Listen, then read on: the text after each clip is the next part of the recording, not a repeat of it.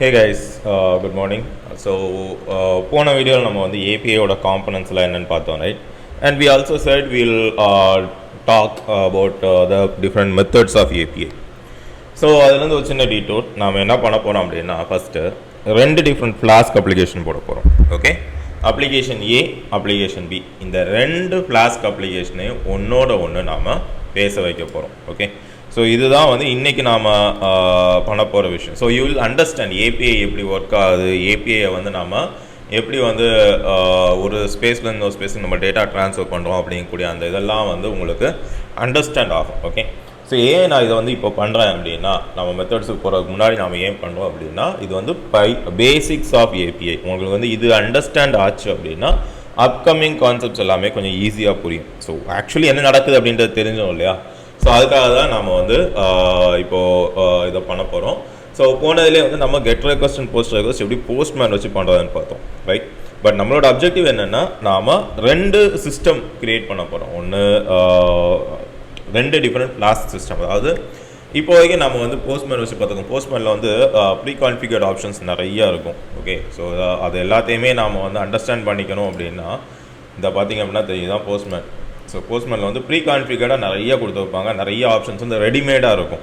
Okay, so இதில் பார்த்தீங்கன்னா கெட்டு, ரெக்வஸ்ட், போஸ்ட்டு, நம்ம பேராமீட்டர்ஸ்லாம் ஆட்டோமேட்டிக்காக அதுவே பிரிக்கும். ஹெட்டர் இது எல்லாமே ஆட்டோமேட்டிக்காக அதில் இருக்கும். பட் இதை நாம் வச்சு யூஸ் பண்ணால் நம்மளால் ஏபிஐ கற்றுக்க முடியும், ஏபிஐ யூஸ் பண்ணுறது கற்றுக்க முடியும். பட் ஏபிஐயோட கோர் பேசிக்ஸ், ஏபிஐ எப்படி பில்ட் ஆகுது, எப்படி நம்ம வந்து ஒரு டேட்டா பாஸ் பண்ணுறோம், ஹெட்டர் அதெல்லாம் பண்ண முடியாதுன்றதால we are going to create two Flask applications. Okay, application A, application B. சிம்பிளாக அப்ளிகேஷன் ஏவை அப்ளிகேஷன் பியில் வந்து டேட்டாவை கன்சியூம் பண்ண வைக்க போகிறோம், அவ்வளோதான், ரைட்டா? ஸோ இது எப்படி பண்ணுறது அப்படின்றத பார்க்கலாம். ஓகே, ஸோ ஃபஸ்ட் நான் வந்து என்னுடைய விஎஸ் கோட் ஓப்பன் பண்ணிக்கிறேன். ஓகே, இதை வந்து லெஃப்டில் வச்சுக்கலாம். ஸோ நாம் வந்து ரெண்டு விஎஸ் கோட் யூஸ் பண்ண போகிறோம், ரைட்? ஸோ ஓப்பன் டெஸ்க்டாப்பில் ஃப்ளாஸ்கில் அப்ளிகேஷன் 1 இதை ஓப்பன் பண்ணிக்கலாம். ஓகே, சிமிலர்லி நம்ம என்ன பண்ண போகிறோம், அப்ளிகேஷன் 2வும் யூஸ் பண்ண போகிறோம். ஸோ நியூ விண்டோ கொடுத்துக்கிறேன். Open desktop flask application 2. So இந்த ரெண்டுமே நாம் வந்து பேஸில் இருந்தால் நம்ம கோட் பண்ண போகிறோம். ஓகே, எந்த ஒரு கோடிங்கும் கிடையாது. இதெல்லாம் நீங்கள் பார்த்தீங்கன்னா தெரியும், ரெண்டுமே பேஸாக காமனாக உள்ள ஒரு கோட் செக்ஷன் தான். ஓகே, ஸோ இப்போ இதில் வந்து அப்ளிகேஷன் ஏல நம்ம பண்ணக்கூடிய code is going to consume data from application B. அப்படி தான் நம்ம வந்து இப்போது இதை ட்ரை பண்ண போகிறோம். ஓகே, ஸோ ஈஸி தான், பார்க்க தான் வந்து அப்ளிகேஷன் ஏ, அப்ளிகேஷன் பி, பைத்தான் இதெல்லாம் இருக்கும். So it's very easy. So you can understand.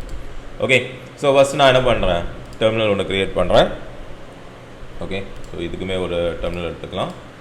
எப்பவும் போல் நம்ம ரெண்டு பைத்தான் ப்ரோக்ராம் நம்ம வந்து பண்ண போகிறோம். So application 1, application 2. அப்ளிகேஷன் 1க்கும் அப்ளிகேஷன் 2க்கும் நம்ம வந்து ஒரு விர்ச்சுவல் என்வைரன்மெண்ட் க்ரியேட் பண்ணிக்கலாம். Okay, so python 3-m venv env. Okay, python. Okay, so இப்போ நமக்கு விர்ச்சுவல் என்வைரன்மெண்ட் இங்கே க்ரியேட் ஆகிடுச்சு. Same command python 3-m env env. Okay, so ரெண்டு இடத்துல நமக்கு சேம் கமெண்ட், ரெண்டு இடத்துலையும் விர்ச்சுவல் என்வைரன்மெண்ட் நமக்கு க்ரியேட் ஆகி வந்துச்சு. ஸோ ஆக்டிவேட் பண்ணலாம். என்விரான்மெண்ட் பின் ஆக்டிவேட். ஓகே, என்விரான்மெண்ட் பின் ஆக்டிவேட். சரியா, ரெண்டு இடத்துலையும் ஆக்டிவேட் ஆகிடுச்சு. pip3 install Flask. ஸோ ஏன் நாம் வந்து ஃப்ளாஸ்கை இம்ப்ளிமெண்ட் பண்ணுறோம், இதை வந்து நாம் விர்ச்சுவல் என்விரான்மெண்ட்குள்ளே க்ரியேட் பண்ணுறோம். அதாவது இது தனி என்விரான்மெண்ட், இது தனி என்விரான்மெண்ட். ஓகே, ஸோ இப்போ என்ன பண்ணுறோம், ரெண்டுலேயுமே நாம் இன்ஸ்டால் பண்ணிடுவோம். pip3 install. இப்போ பாருங்கள், நான் இதில் இன்ஸ்டால் பண்ணுங்க ஏன் அப்படின்றத நம்ம ஒரு தடவை செக் பண்ணிடலாம். Okay, pip freeze. Okay, pip freeze requirements.txt. Okay, so இப்போ requirement.txt வரும். இங்கே பார்த்தீங்க அப்படின்னா உங்களுக்கு இதெல்லாம் இன்ஸ்டால் ஆகிருக்கு. இப்போ பாருங்கள், pip freeze requirements.txt கொடுக்குறேன். Okay, requirements.txt. Okay, sorry, freeze requirements.txt பார்த்தீங்கன்னா எம்டியா இருக்கும். ஓகே, ஸோ விர்ச்சுவல் என்விரான்மெண்ட்டோட ஒரு அட்வான்டேஜ் இதுதான். ஸோ இதுதான் உங்களுடைய கண்டெய்ன்ட் என்விரான்மெண்ட். ஓகே, இதுக்குள்ளே நீங்கள் என்ன பண்ணாலும் சரி, இன்கேஸ் எல்லாமே இதாகிடுச்சு அப்படின்னா கூட you can just delete it, throw it of. இதில் நீங்கள் பண்ணக்கூடியது உங்களுடைய சிஸ்டமில் வெளியே இருக்கக்கூடியது கூட அஃபெக்ட் பண்ணாது. Okay, so install Flask. Okay, so இப்போ requirement.txt போனீங்க அப்படின்னா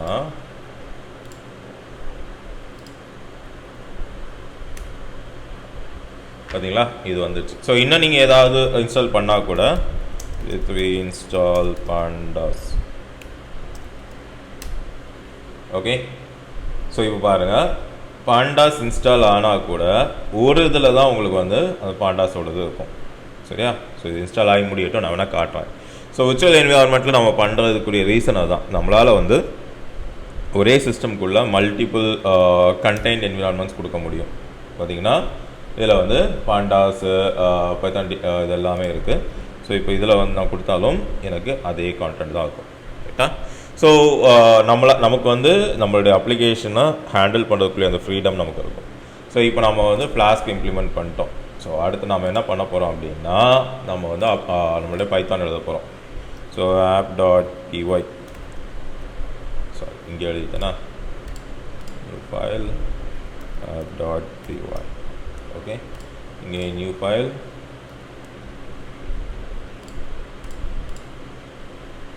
app.py. ஸோ ரெண்டுலேயுமே நாம் வந்து ரெண்டு டிஃப்ரெண்ட் லொக்கேஷன்லையுமே சேம் ஃபைல் நேம் வச்சாலும் பிரச்சனை கிடையாது. ஏன்னா ரெண்டுமே வேறு வேறு விர்ச்சுவல் என்விரான்மெண்ட்குள்ளே இருக்குது. Okay, so from flask import Flask. Okay,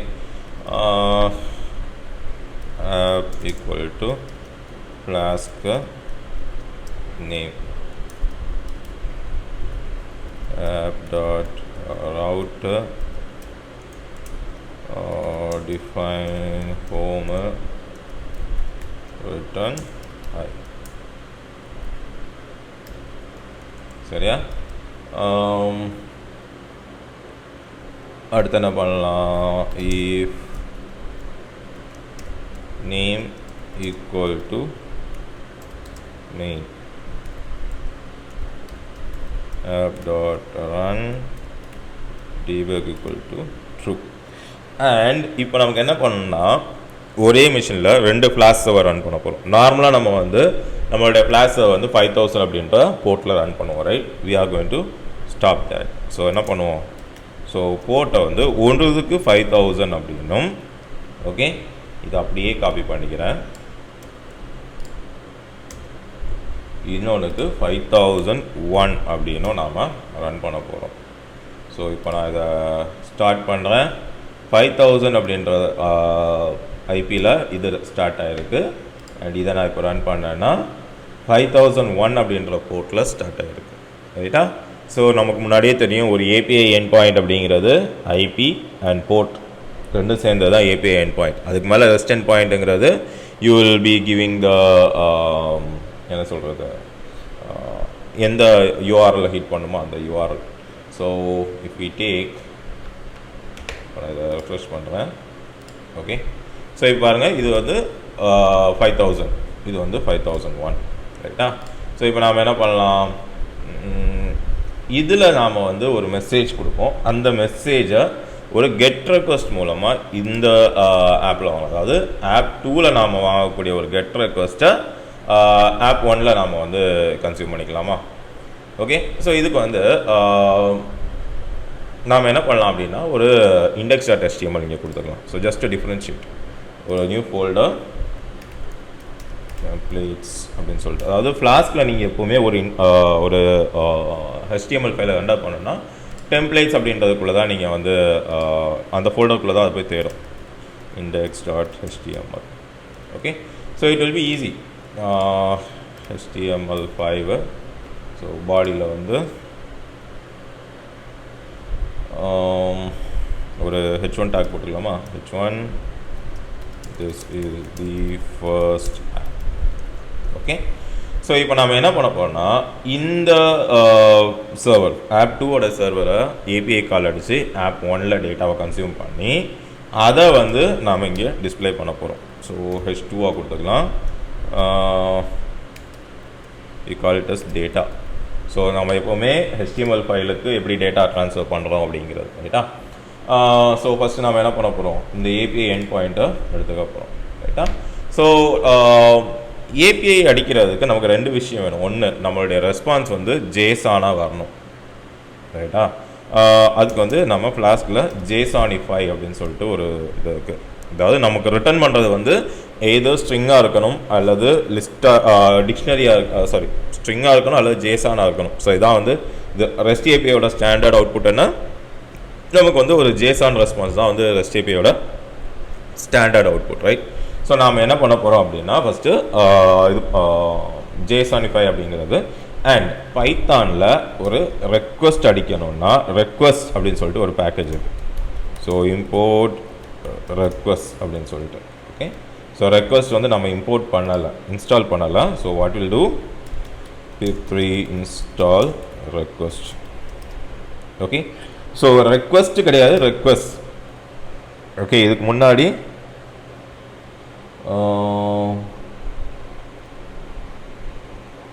INS okay. So நாம் வந்து ரெக்வஸ்ட் டாட் நம்ம என்ன சொல்கிறது, ஃபார்ம்லேருந்து டேட்டா வாங்குறதுக்கெல்லாம் வந்து நம்ம ரெக்வஸ்ட் அப்படிங்கக்கூடிய அந்த பேக்கேஜ் யூஸ் பண்ணியிருப்போம். இது வந்து API-லேருந்து வாங்குறதுக்கு யூஸ் பண்ணுறது ரெக்வஸ்ட் ஓகே. தனியாக நீங்கள் இன்ஸ்டால் பண்ணும் பைத்தானில் உள்ளது கிடையாது. ஸோ இப்போ நான் இதை ரன் பண்ணுறேன் ஜஸ்ட் டு செக். இந்த ரீலோட் பண்ணுவோம், நம்ம சர்வர்ஸ் ரெண்டுமே ஆக்டிவாக தான் இருக்குது ஓகே. ஸோ இப்போ நம்ம என்ன பண்ண போகிறோம்னா இந்த ரெக்வஸ்ட் பேக்கேஜ் மூலமாக ஒரு கெட் ரெக்வஸ்ட் அடிக்க போகிறோம். So I'll just remove this. I'll say ஏதாவது வேரியபிள் டிக்ளேர் பண்ணிக்கிறேன் ஓகே. ஃபஸ்ட்டு URL நம்ம வந்து இது பண்ணிக்கலாம். ஸோ URL வந்து எந்த URL நான் போய் ஹிட் பண்ண போகிறேன் அப்படிங்கிறது, நான் ஹிட் பண்ண போகிற URL இங்கே இருக்குது, http 127.0.0.1 5000 ஓகே. ஸோ இதுதான் இந்த URL தான் நான் ஹிட் பண்ண போகிறேன். இந்த URL நான் ஹிட் பண்ணால் எனக்கு இங்கே என்ன ரெஸ்பான்ஸ் வருதோ அது வரணும் ஓகே. ஸோ இப்போ நான் போயிட்டு என்ன பண்ணுறேன், OP ஈக்குவல் டு ரெக்வஸ்ட் எஸ் சரியா. அது நீங்கள் தெளிவாக பார்த்துக்கணும். நமக்கு இங்கே ரெக்வஸ்ட் அப்படின்னு சொல்லிட்டு ஒரு இது இருக்கும். இது வந்து நம்ம இன்டர்னலாக டேட்டாவை வந்து ஃபார்மில் வந்து அல்லது நம்ம HTML வந்து நம்மளுடைய ஃப்ளாஸ்க் சர்வரில் ஹேண்டில் பண்ணுறதுக்காக யூஸ் பண்ணக்கூடிய ரெக்வஸ்ட் அப்படிங்கிறது ஒரு எக்ஸ்டர்னல் பேக்கேஜ், ஃப்ளாஸ்கில் உள்ளது கிடையாது. You should know this difference ரைட்டா. ஸோ ரெக்வஸ்ட் டாட் கெட், நம்ம கெட் ரெக்வஸ்ட் தான் அடிக்க போகிறோம். இந்த URL எண்ட் பாயிண்ட் தான் நம்ம கொடுத்துருக்கோம். So this is the URL to which we are going to do okay. And ஃபைனலாக என்ன பண்ண போகிறோம், டேட்டா ஈக்குவல் டு op.json. ஏன்னா நம்ம ரெஸ்பான்ஸ் REST API-யோட ரெஸ்பான்ஸை பொறுத்த வரைக்கும் JSON-ஐ தான் நம்ம வந்து கொடுக்க போகிறோம் ரைட்டா. ஸோ ரிட்டர்ன் JSONify டேட்டா சரியா. ஸோ இப்போது நம்மளுடைய இந்த சர்வர்ஸ் ரெடி ஆகிடுச்சு. அதாவது என்ன பண்ணியிருக்கோம், நம்ம சிம்பிளாக அந்த URL-ஓட எண்ட் பாயிண்ட்டை வந்து நம்ம ஹிட் பண்ணியிருக்கோம். அடுத்து நம்ம வந்து வந்திருக்கக்கூடிய அந்த URL-க்கு ஒரு கெட் ரெக்வஸ்ட் அடிக்கணும். இதுதான் URL டிஃபைன் பண்ணிட்டேன், அதுக்கு ஒரு கெட் ரெக்வஸ்ட் வந்த அவுட்புட்டை நான் JSON-ஆக கன்வெர்ட் பண்ணுறேன் ஓகே. ஸோ ரிட்டர்ன் JSONify, அதாவது அந்த இது டேட்டா வந்து JSON-ஆக கன்வெர்ட் பண்ணும்போது டிக்ஷனரி ஃபார்மேட்டில் இருக்கும் அல்ல JSON ஃபார்மேட்டில் இருக்கும். அப்படியே நீங்கள் ரிட்டர்ன் பண்ண முடியாது அப்படின்றதுனால we are doing JSONify okay. So இப்போ நான் போட்டால் ரன் ஆகுமா அப்படின்னு கேட்டால் எனக்கு எரர் வரும் ஓகே. பாருங்கள், நான் ரன் பண்ணுறேன், எரர் வருது. என்ன வருது, ரெக்வஸ்ட் எக்ஸெப்ஷன்ஸ் JSON டிகோடர் ரைட்டா. என்ன எரர் வருது அப்படின்னா இங்கே பாருங்கள், இந்த API ரிட்டர்ன் பண்ணக்கூடிய இது வந்து JSON கிடையாது, ஜஸ்ட் அ ஸ்ட்ரிங் ரைட். JSON-ஐ பொறுத்த வரைக்கும் உங்களுக்கு எப்படி இருக்கணும், இந்த மாதிரி ஒரு கீ இருக்கணும் ஓகே. அந்த கீக்கு ஒரு வேல்யூ இருக்கணும். இதுதான் வந்து JSON-ஓட ரைட். ஸோ இதை வந்து நீங்கள் எவ்வளோ காம்ப்ளெக்ஸ் ஆனாலும் JSON-ஐ கன்ஸ்ட்ரக்ட் பண்ணிக்கலாம். பட் JSON-ஆ ரிட்டர்ன் ஆனால் மட்டும்தான் உங்களுடைய டேட்டா இங்கே எடுத்து வரக்கூடிய அவுட்புட்டை JSON-ஆ மாற்றி JSONify-ஆக கொடுக்கும். ஸோ இங்கே பாருங்கள் அது என்ன அவுட்புட் கொடுக்குதுன்னு. சாரி, நான் JSON-ஆ ட்ரை பண்ண கன்வெர்ட் பண்ணேன், JSON டிகோடர் எரர். JSON-ஆ ட்ரை பண்ண கன்வெர்ட் பண்ணோம், JSON இல்லை, உன்னுடைய அவுட்புட் உன்னுடைய இந்த ஃபங்க்ஷன் நான் அவனை கால் பண்ண வந்த டேட்டா எனக்கு JSON இல்லை அப்படின்னு சொல்லுது. So I am going to fix this. Okay, so இப்போ போயிட்டு இதுதான் 5001. இப்போ நான் ரீலோட் பண்ணேன்னா பாருங்கள் கீ அண்ட் வேல்யூ அப்படின்னு வருது. 5000 நம்ம அப்படி எதுவுமே டிஃபைன் பண்ணல. இவன் என்ன ரிட்டர்ன் பண்ணுறானோ அதை வாங்கி எனக்கு JSON கன்வெர்ட் பண்ணுன்னு சொல்லி நான் API கால் அடிச்சிருக்கேன் சிம்பிளாக. இப்போ ரெஃப்ரெஷ் பண்ணுறோம் பாருங்கள், பார்த்தீங்களா 5001 இந்த அப்ளிகேஷனில் என்ன வருதோ அது 5000 ரிஃப்ளெக்ட் ஆகுது. ஸோ லெட் அஸ் சே இந்த கீ வேல்யூக்கு பதிலாக நேம் வந்து மனோஜ் அப்படின்னு நான் கொடுக்குறேன் அப்படின்னா, ஓகே இப்போ இவனுக்கு கால் அடிக்கும்போது பாருங்கள் மனோஜ், ரைட்டா? ஸோ ஏன்னா 5000 இவன் ரிட்டர்ன் பண்ண இவனை தான் நான் API கால் அடிச்சிருக்கேன். ஓகே, ஸோ இதோட அட்வான்டேஜ் என்ன, எதுக்காக நாம் வந்து இந்த மாதிரி கால் பண்ணணும், நீ ஏன் ஒரு ஃப்ளாஸ்க் அப்ளிகேஷன் இன்னொரு ஃப்ளாஸ்க் கொண்டு வர, ஸோ சேம் எல்லாத்தையும் ஒரே இதாக பண்ணிடலாமே அப்படின்னு கேட்டால் இதைத்தான் மைக்ரோ சர்வீசஸ் அப்படின்னு சொல்லுவோம். ஓகே, ஏதோ ஒரு மெயின் ஸ்டாண்டர்ட் அப்ளிகேஷன் இருக்கும், அதில் போயிட்டு நீங்கள் பண்ணுறக்கூடிய ஒர்க்கை வந்து சின்ன சின்ன மல்டிபிள் அப்ளிகேஷன்ஸ் போய் அப்டேட் பண்ணணும். இதுதான் வந்து மைக்ரோ சர்வீசஸ் கான்செப்ட் அப்படின்னு சொல்லுவாங்க. அதை பற்றி நம்ம டீட்டெயில்டாக பார்ப்போம். பட் நான் உங்களுக்கு இப்போ தெரியும் எப்படி வந்து ஒரு API கால் அடிக்கணும். ஓகே, பைத்தானில் எப்படி API கால் அடிக்கணும்னு தெரியும். இப்போ வரைக்கும் நாம் வந்து என்ன பண்ணியிருக்கோம், ஃப்ளாஸ்கில் வந்து API எண்ட் பாயிண்ட் எக்ஸ்போஸ் பண்ணியிருப்போம், அதை கொண்டு போய் போஸ்ட்மேன் வச்சு நம்ம API கால் அடித்தோம். இப்போ உங்களுக்கு பைத்தானில் API கால் எப்படி அடிக்கணும் அப்படிங்கிறத நம்ம பார்த்துருக்கோம், ரைட்டா? ஸோ இந்த அப்கமிங் வீடியோஸில் will start building on this. Thank you.